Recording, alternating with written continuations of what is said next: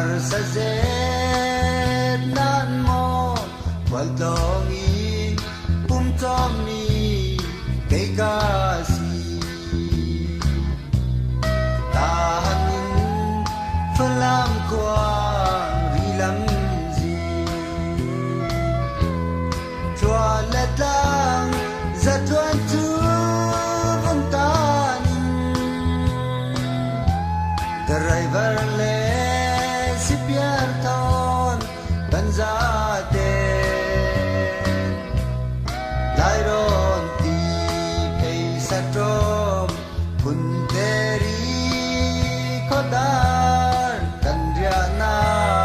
Lornei tu Ankanete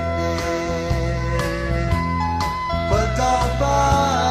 Kwaltompa Kwaltompa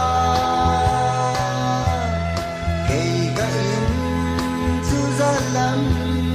Tua nasi Kan sung la le rang rang Ga zang zai Rie Sung dong pa Inti mo Kay kwaltong pa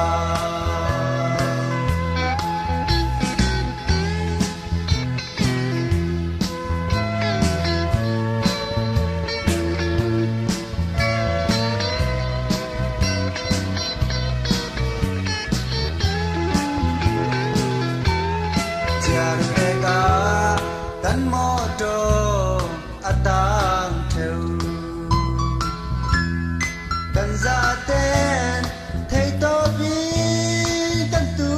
li Làm gìn tuan Pha lai le Chir phei tho Ria bu Tan Then đi chun Tan nuam cha Chi theu Lei tu na Anuam bi Kan si e Ni nam dang Laka mo Re thei Kan nuôi xuân Rong man ấy Chiêm lâu in Sum le pa